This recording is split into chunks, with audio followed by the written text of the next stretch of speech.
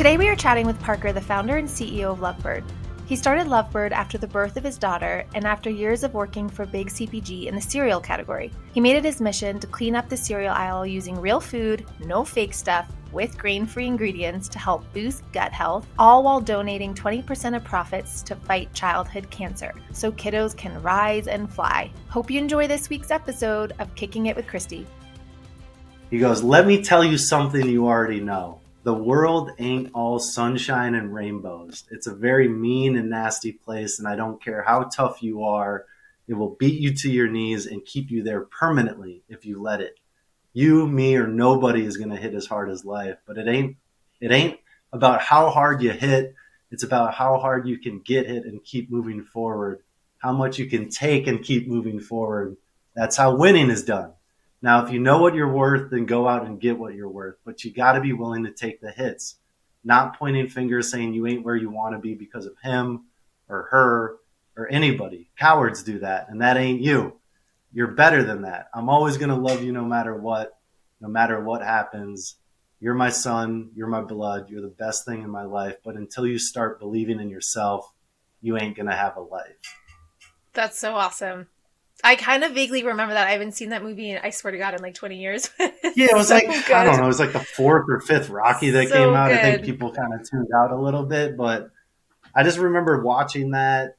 I think there's also a scene from like Will Smith's, not that he's like a great figure to reference. I think that's kind of water under the bridge at this point. I think so too. You can keep going with it. You're fine. Yeah, but he's got a scene in like Pursuit of Happiness, right? Where he's just like, if you have something special, people are going to try to take it, and you have to protect it. And he's talking about a dream, and just telling his son that he can go do whatever he wants to do, but he has to fight for it. So, I mean, I think for me, like that, the Rocky scene in particular was at just a pivotal moment for me and kind of gave me, or kind of a nudge, right, in the right direction. And so, it's something that still sticks with me. I'll watch it occasionally to remind myself of that feeling, because I think with startup life, you're pulled in so many directions and you're just thinking about your day, your week, and not long term and how far you have come and how far you have to go. And so it's a good kind of war drum for me. No, for sure. War Drum, that's such a good. I feel like we should just have. I used to listen to a bunch of soundtracks like every second of the day because I felt like I needed to be pumped up. And like this monologue and the Rocky theme song is kind of like circling in my head right now. You gotta watch it. I did not do Sylvester Stallone justice. That was pretty good. I feel like that was good. It's early in the morning. I feel like that's good. So, transitioning on, Parker.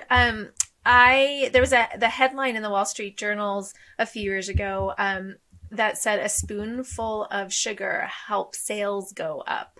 Cereal makers return to the sweet stuff. And I was thinking, did they ever leave the sweet stuff? But sweet clearly sells.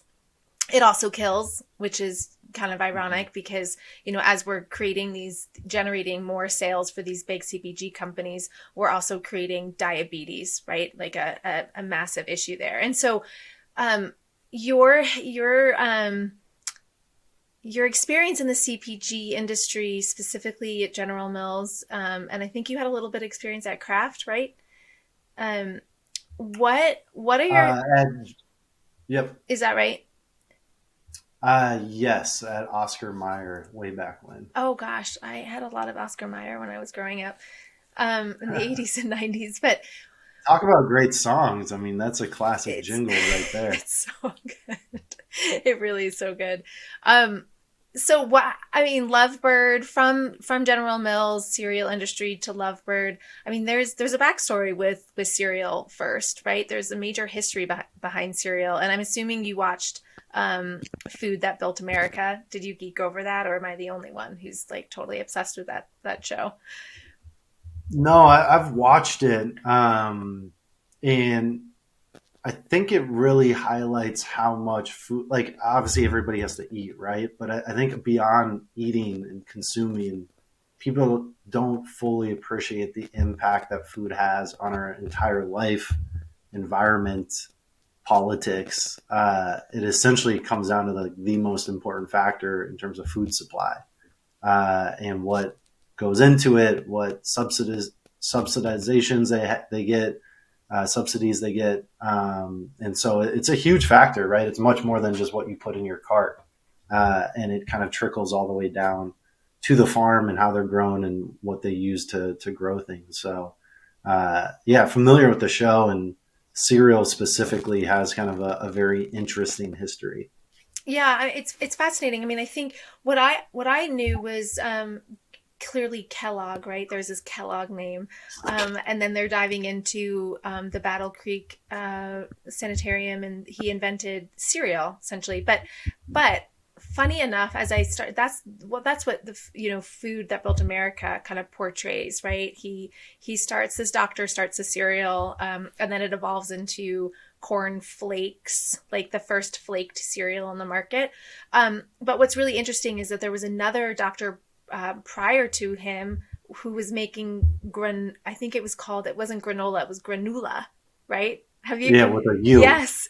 So he was making granula, and what happened was, I guess, is that one of the Kellogg brothers, I believe, like, didn't steal it at the time, but like that inspired, I think, them to make granola, um, which was kind of heartbreaking because this poor guy who started this, and the coolest part about it, it wasn't just about starting a food product, it was about solving and helping digestive issues, which back in the Yeah, late it had 1800s. pretty noble roots, right? It was never, hey, let's make this the most popular breakfast for kids in America.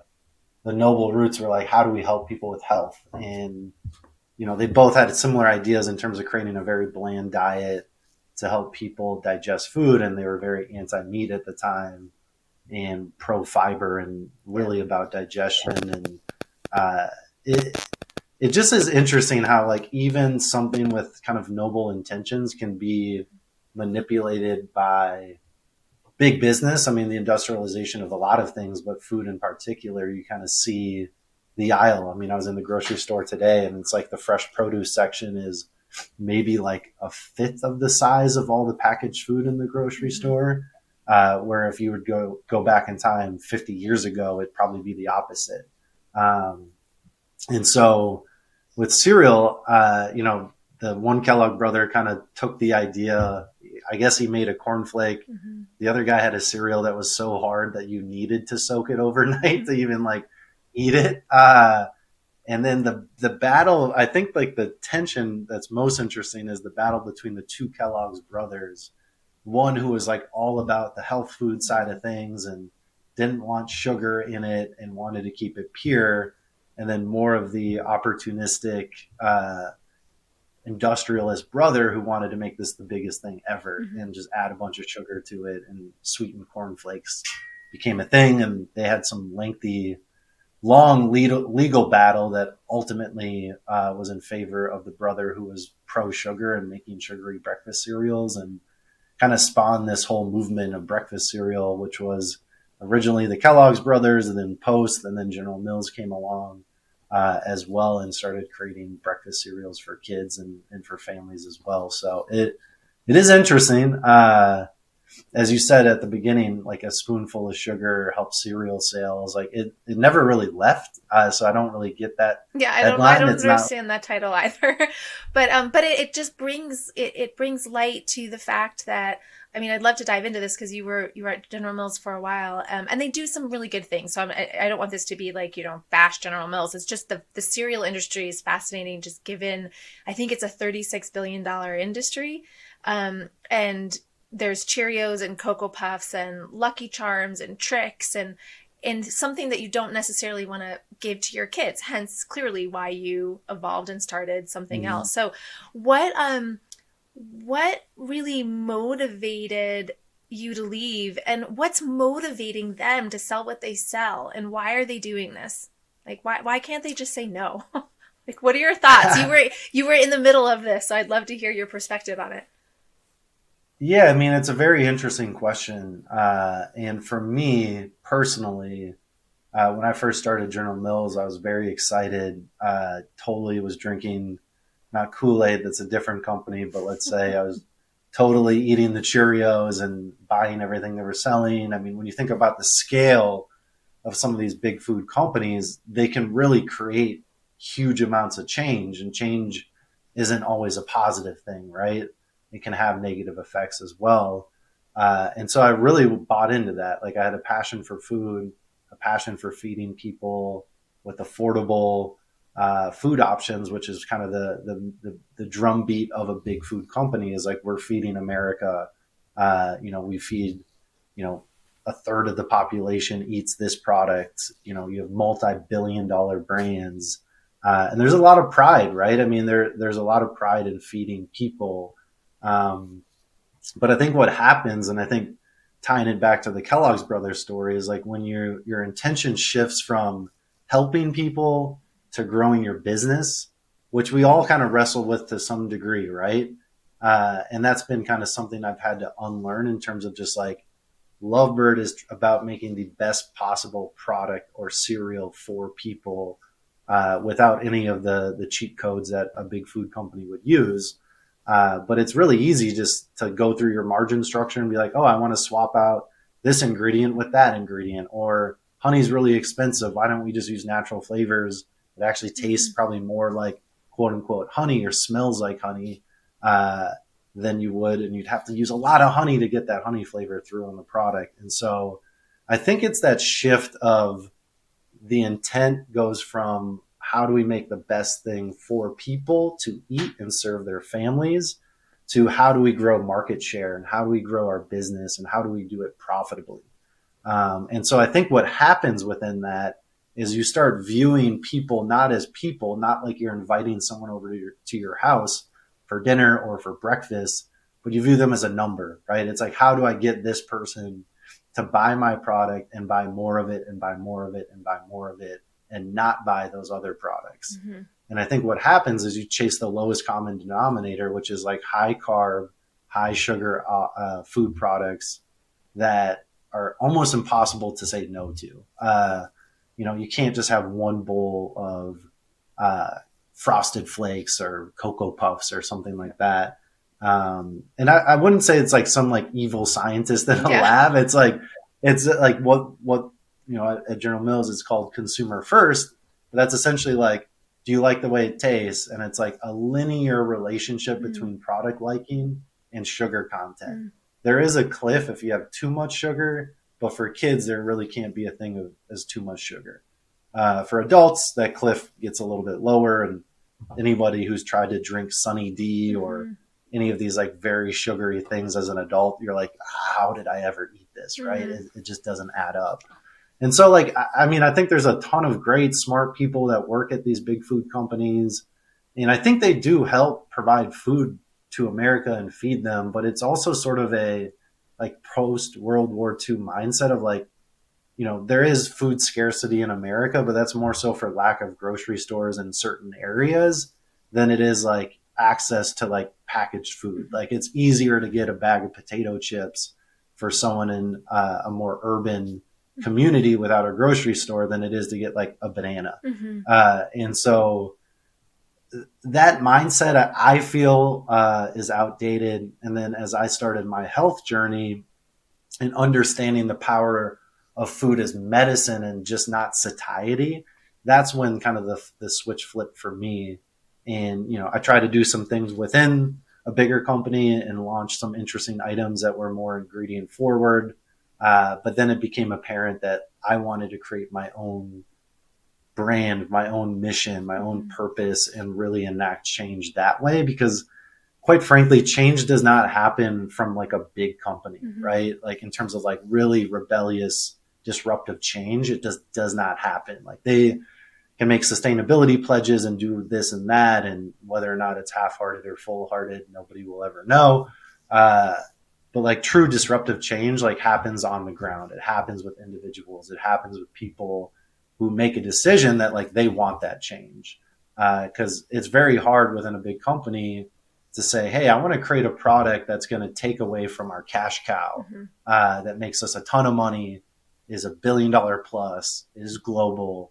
But I want to disrupt that. I don't think many people Yeah. would make that decision. In all fairness, No, right? for Like sure. I mean, you it's have harder to change once you have something like that than to start something and know your purpose and start right out of the gate in what your mission is.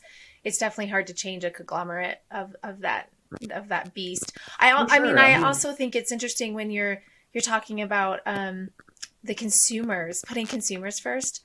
And it is true. It's like, how does it taste? Right? Like you have to win on yeah. taste. Taste wins. But then the question that I'm thinking as you were talking about it is how does that product make you feel? How does it make you feel during and afterwards, right? Like that's kind of the root Mhm. of food, right? Food as medicine, food as a healing agent. Yet we've been so concentrated on how does it taste? How does in that moment make you feel? I'm eating a bowl of ice cream. It makes me happy, right? Oh, but like an hour Mhm. later, I'm doubled over because I'm in so much pain, right? So it's kind of Yeah. the same thing when you're eating a bowl of cereal. We've all eaten multiple bowls of cereals at the same sitting over our lifetime, right? And for the most part, like for me, I can't eat dairy and I can't eat gluten. And I did back then, and it made me feel wretched. So it's like, how does it Mhm. taste? It tastes awesome. Of course, it tastes awesome. But that's not what Yeah. we're going for. And that's clearly not why you started Lovebird, right? So tell us Mhm. about your journey to tasting great and making you feel good, because that's what your cereal does for a lot of people. Yeah, and I think to build on what you were saying, right? Like the chasing taste is kind of a race to a bottom, and that's how you get kids thinking that grapes should taste like a Jolly Rancher and not Mm-hmm. like an actual grape, right? Mm-hmm. Like the mere definition of flavor gets contorted in a way or distorted in a way that is almost unrecognizable from like the actual natural source. Mm-hmm. And so I think that's like the hard battle I have as a parent with now my close to 4 year old who's like starting to be introduced to certain foods where I'm just like, how am I going to compete with like flavor blasted goldfish? Like I Just wait like until the they fact that get it's even called older. flavor Yeah. blasted. Yeah. Yeah, just like, and again, like as a kid, I wasn't on a health journey as a Yeah. kid, right? I didn't really know much about health. I don't think I even knew what an avocado was until like college. Like it was just like different growing up in the Midwest. And so for Lovebird, I mean, it's a very interesting question. And for me, I just firmly believe that like food from the earth is good for you and can taste good. It's very hard to go toe to toe with like fruity pebbles or Mm-hmm. something because it's such an intense flavor. But I think that there is the potential, and I think you can actually reset your taste buds in like 10 days Mm-hmm. and kind of detox from all of these like ultra processed high intensity flavor items That's fascinating. because your 10 body can. days, really. That's all it Yeah, takes. and Yeah. primarily with like sugar, right? Mm-hmm. Like because sugar's in everything, but a lot of the sugar comes with like high potency flavors, whether they're artificial or natural flavors, and sweeteners from sucralose to stevia and Yeah. things like that. But with Lovebird, the idea was really just like literally take ingredients that someone would have in their pantry and make a cereal out of it. And that's cassava root, which is a root vegetable, uh, rich in prebiotic fiber, and then also just honey, some coconut flour, and making those taste good. I mean, honey's amazing. I Mm-hmm. love honey. I use it all the time. Lovebird uses honey as its sole sweetener with a little coconut sugar. It costs more, but I also feel like real food is real good for you Mm-hmm. and better for you than some of these processed things because after time, like your body like tastes sweet, it expects to receive glucose or fructose, and if it doesn't, it's going to keep hitting the more button, and that's what a lot of these products will lead to overeating because you're not really satiating that need, that biological need for sweet that your brain is sending a signal to your stomach or vice versa for what it needs. And so for me in Lovebird, it just simple ingredients, completely allergen friendly. So anybody, if you have a allergen list like I do or you do, can eat it and enjoy it. I want it to be inclusive for everybody. And it's been amazing to see, and I'm sure you have as well with your products too, just getting these letters from families that are like, hey, I have literally could not have eaten this product or that product without yours existing in the world. And that to me means a lot and kind of helps me continue on and move forward, because it is making a difference. And then if you ladder it all the way up to the food and how it's grown and how it's harvested, I purposely selected a cassava supplier that is small family farms in Nicaragua. There's no industrial farming practices that you'll see a lot around the world. And as a result, it's the cleanest form of cassava you can have on the market. One of the few I have found that meets Prop 65 compliance guidelines. And so it just, for me, it's just like, it's taking it seriously. And if I draw it back to the analogy of like, if Big Food invited you over for dinner, right? They're going to cook you spaghetti. They're going to cut the noodles in half and serve you half of the noodle. Or pasta. Sorry, that's my Midwestern background calling them noodles. But cut the pasta in half, water down the tomato sauce, and then serve you a half portion and probably sprinkle some sugar on top. But when I want someone to eat Lovebird, I want them to feel the love that went into it. And it's something I feed myself and my family. And there's absolutely no corners cut. You're going to get the best quality ingredients possible to make Lovebird happen. So it's been a very rewarding, a very challenging journey with plenty of stories in between. But that's my marching order. And I put all my ingredients on the front of the box. So that holds me extremely accountable, because if I change an ingredient, I have to change the front of the box. And so I do everything in my power to make sure that it has the best ingredients possible in that box for whoever buys it. Well, tell us a little bit about your autoimmune wake-up call, because I think a lot of the ingredients that you're choosing to source ties into that, right? So what was that like for you, and why do you choose outside of, clearly I know a lot about the ingredients that you're using, but for our listeners who may not, there's a big difference between the ties to autoimmune and grain-free versus gluten-free versus, gluten. So tell us a little bit about that, because I think that clearly had an impact on how you're moving forward with Lovebird. Yeah, I mean, autoimmune disease, for those of you or whoever's listening who have it, kind of know a little bit more about it. But I would explain it as just like, a lot of people are walking around with chronic inflammation and just don't know it. And sometimes these symptoms manifest as like itchy skin or pain in your joints or brain fog or fatigue. For me, it was kind of like all of the above. And for probably about 2 or 3 years, I didn't know what was going on. So I started to experiment with diets, and I think I started like gluten-free, and then eventually wound up on Whole30. And then it wasn't really until I started learning more about food that I realized how big of an impact and role it can have on you. I think the first time I did Whole30, I felt like amazing, but there's still something kind of off. And then I was introduced to the autoimmune protocol diet, which is a subset of paleo, which essentially removes all the inflammatory ingredients that people have reactions to out of your diet. It's an elimination diet, so it's not something, unless that's all that works for you, but it's meant to kind of reset your baseline, and then you slowly reintroduce foods back to figure out what works for your body, because everybody's body is different and has different needs, different reactions. And it's this kind of journey to discover what works for you, because what works for your neighbor won't work for you. What works for your coworker might not work for you. And so it's a personal journey to figure out what your body responds to positively or negatively. And so while I was on that journey, I discovered like these different ingredients, and then I had the idea to really apply the principles of the autoimmune protocol diet to convenience food, and essentially create the cleanest, least inflammatory food you could possibly have that could be enjoyed by a lot of different people. And again, like I said, it's an elimination diet. The goal is not to stay on it. The goal is to reintroduce foods and live your life and not think about food 24/7. But that's kind of the origin story of that. Like my personal autoimmune story, if I could continue that, was, 2 or 3 years of feeling off, culminating in me just like collapsing after work and couldn't get out of bed, and just extreme fatigue and going to countless doctor's appointments, and, labs look great. You're a 27-year-old male in great health and great shape. Like there's nothing wrong with you.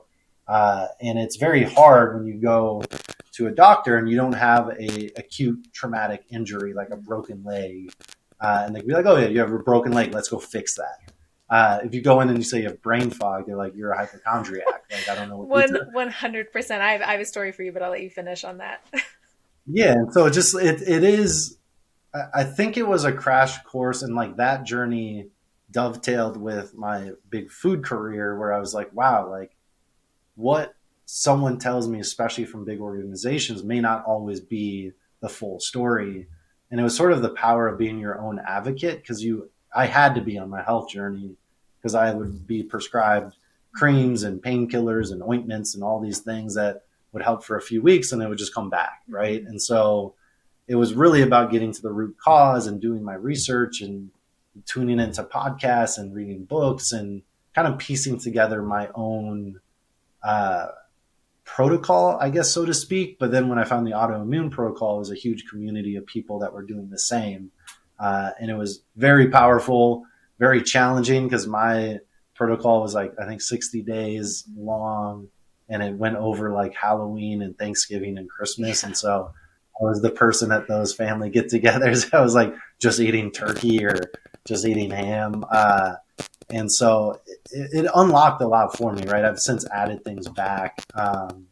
And, you know, you mentioned like grain free versus gluten free. It just depends on what works for your body, right? Mm-hmm. And something that's grain free or gluten free might not necessarily even be that great for you, anyways, but about reading the ingredients and figuring out at a base first principle level, like what are the ingredients that work or don't work for your body. Mm-hmm. I know that was a long-winded way of getting to that No, I love answer, that. I but think that's really helpful because I mean, as you look at the cereal aisle, there's a ton of cereal. I mean, well, how many feet is that, right? So you're going in and there's outside of like the clear natural versus conventional, you're going in and you're seeing whole grain, you're seeing cornflakes, and then you have gluten free, and then you have grain free. And to your point, like it depends on what works for you and your body, but sometimes I feel like people are just they don't know what good feels like because they felt sick for so long, right? And you just think that's like the new normal, walking around with brain fog or feeling off or joint pain, and we just think that's part of life, but it's actually not. And I think that's it's not. what people need to realize is that's not normal. Going to a doctor and having them prescribe you steroids is not normal. Um, No. Especially for a group of us under the age of 50 and 40 and 30 and 20, like that's not how you should live your life, but yet you think you think one thing because it's kind of become this norm. You see advertisements on the TV for all this different medicine, right, to help you feel better, and to your point is like that's not the root cause. You're covering it up with something. They're not solving the root of the problem. But I Yeah, think and it's it's on both sides too, right? It's like the prescriptions you might get from a doctor, but there's plenty of what I call like snake oil mm-hmm, salespeople on the natural mm-hmm, remedies side too, right? Like I think it just comes down to like if you feel off, there's something wrong in the processing in your body, and it's like figuring that out. And often it's diet, and then that's kind of the cornerstone. Then it's lifestyle, it's exercise. My journey started off with food, but it evolved into a much more mm-hmm, holistic practice. And a lot of my triggers are like stress related, right? And that kind of spins, and everything's a web and connected, right? It's not like, oh, I got sleep down, therefore all of this other stuff will fall in line. It's like you need to do those things in mm-hmm, harmony. And so it's hard work, right? It's not, I think we have this like culture of like chasing quick fixes, mm-hmm. and there's really no such thing as a quick fix. It's like doing the work, figuring it out. And if you're just on the conveyor belt of brain fog and just kind of marching, like moving through life, like you might not have the health outcome that you would want, especially as those decisions compound over time. Mm-hmm. Absolutely. So leading into more health, you're taking a stance in a big way around um, bringing awareness to and supporting and funding childhood cancer. And so can you talk a little bit about, what got you into that? And the statistics are really alarming. I mean, I think there's each day 43 children get diagnosed with some sort of form of cancer under the age of 18. I think I have Mhm. my stats right there, but if you could go into that, I think that would be really kind of helpful to understand. Yeah, and I think as I was creating Lovebird, the goal or the vision was to help the next generation of people, and I wanted to do that through food and cleaning up junk food with real food from the earth that anybody could eat, regardless of what diet they're on, low inflammation, and help educate them about food and really just get people to read ingredients. Like I think if you were to flip over ingredients, you would quickly understand, like, hey, I don't really understand that. It's probably not great for me.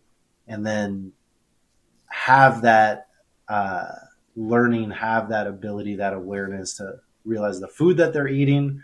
And then I wanted to also add a purpose driven component to it because I was like, this is like my life's work, right? Like I want to make it meaningful. I want something to feel like good change is happening. And like the mission around cleaning up cereal and cleaning up junk food is a big driving force. And then I was really getting into, as a new parent, like how can I help kids? And originally it was like this huge vision for, taking back school breakfast and school lunches and doing all of these different things for kids' health.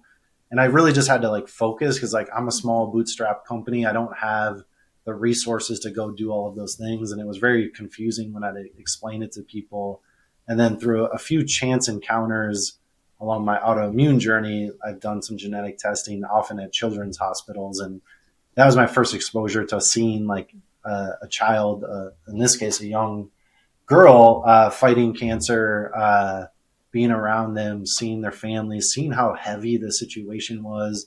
But most importantly for me, like how hopeful some of these kids were. And I'll never forget this one little girl went up to the board and wrote down a quote as they're kind of writing inspirational messages for each other. And she wrote, "You are stronger than you know." This was like a 6, 7 year old girl. And I was just like blown away. I was like, if I were in your shoes, I'd be freaked out. I'd be scared. I'd be fearful. And she just kind of stood there in the face of it.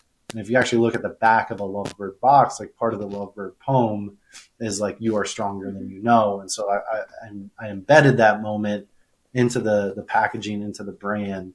And that's when I started doing more research. And as you mentioned, that stat about how many kids are diagnosed with cancer, it's the number one cause of death by disease for children.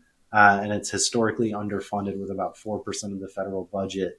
Um, and those two things as a new parent were just like unacceptable to me. And that's why I've created the Fight Childhood Cancer and really wanted to make it meaningful. I wanted a number that would make my old boss at General Mills probably fall out of their chair and Mm-hmm. not have it just be lip service, because from ingredient to mission, like there's zero gimmicks with Lovebird. This is not about scaling a company and selling the company. It's about really affecting real lasting change. I want to build 100-year-old brand that eventually topples big food. I don't want to join big food because I feel like the mission is so different. Mm-hmm. And so that's why I picked like 20% of profit. And even though we definitely weren't profitable our first year and probably won't be this year, Yep. like we still make donations, right? Like we've donated $14,000 to fight childhood cancer, which in the big food world's like nothing, but for a small business, that's a lot. It's a lot of Uh, money. and I, Yep. I and I wanted to put the mission first, Mm-hmm. and like I couldn't, like everything as I said is there's no gimmicks about Lovebird, and I couldn't put that on my box and not donate. And the whole reason Lovebird exists is to create change, and these kids need funding. And it funds everything from research to families that are currently battling it, because I think the research is great for long term, but there's a short term problem as well with families that are just scared. They don't know what's going on. They just need some financial support to help that journey. Because imagine, like, God forbid that someone in your family was diagnosed and you had to quit your job to be with them and go to all their treatments.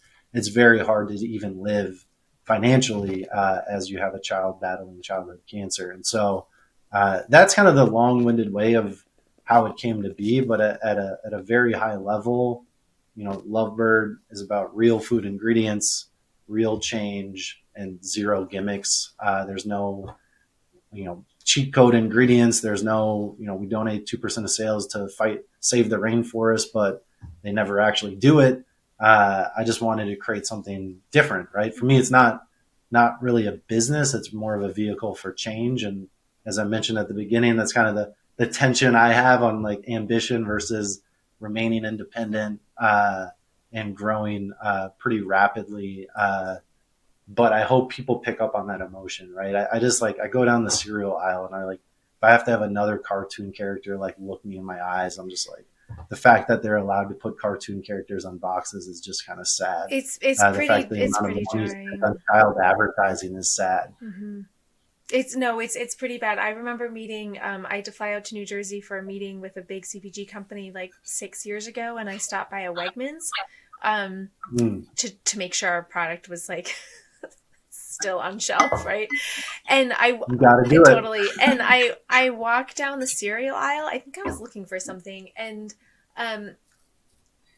I seriously, Parker, I could not believe that as an industry and as these big CPG companies they're in charge of the world, right? I mean, they're running the food industry.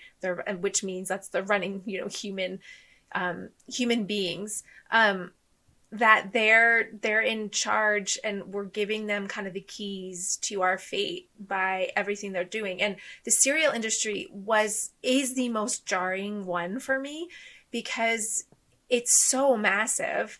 And I remember I sat down because I don't know what was wrong with me, but it just hit me so hard of like, whoa, this is what they're doing, and this is going to be impossible to change. The cartoon characters, the fruity pebbles, the artificial flavors and artificial colors, like drawing kids towards this box, right? And then these families, a lot of them don't have a choice. A lot of times these are way more inexpensive than the healthier options, right? So it was just really, really upsetting that these leaders, these executives at these companies can stand by and say this is fine, because it's not fine. Yeah. It's completely not fine.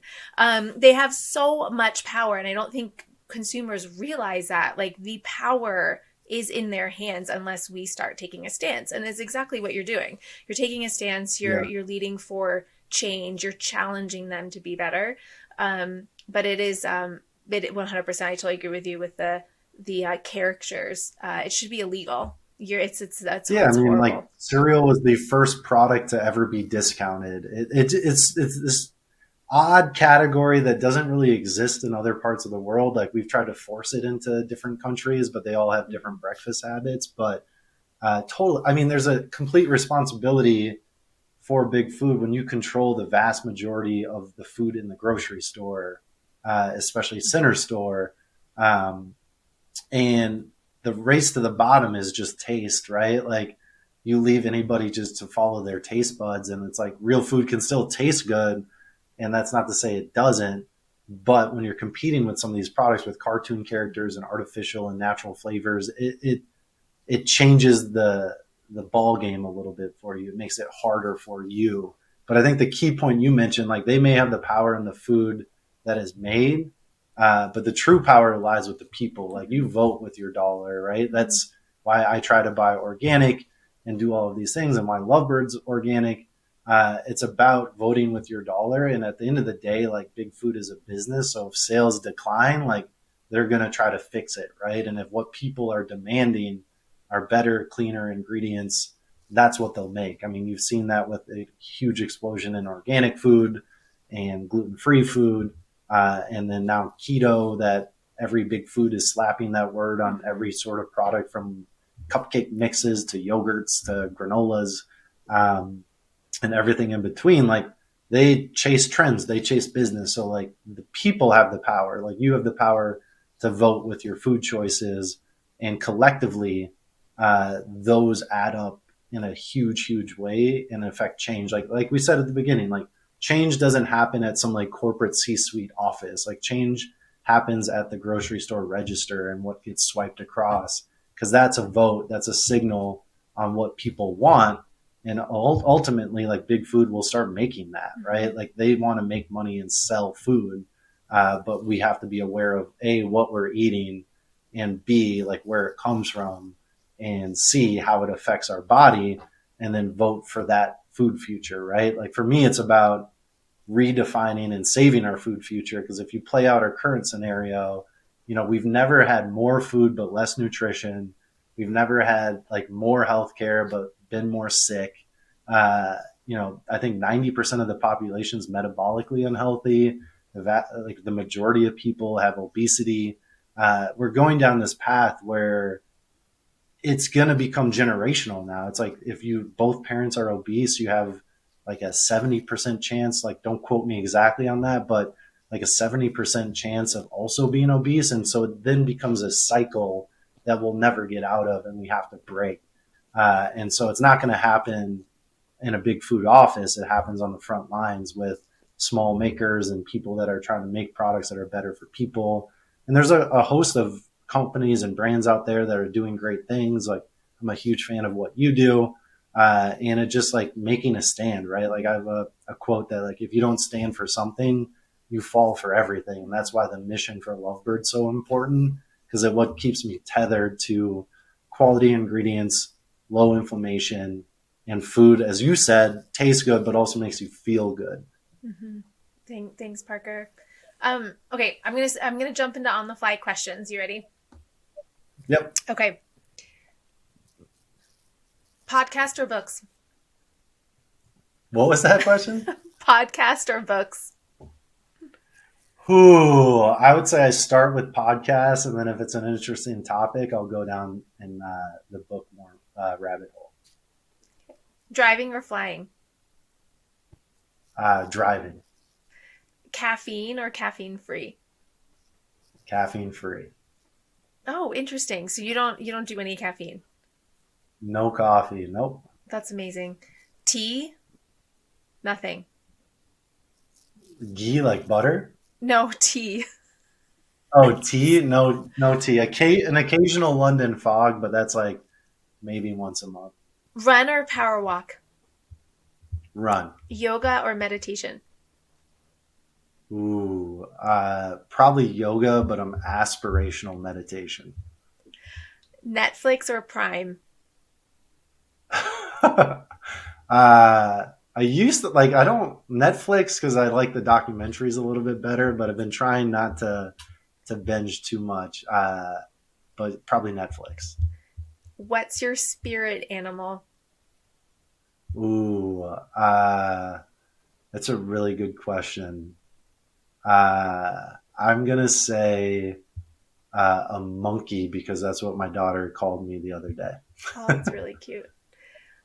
Harry Potter or Lord of the Rings?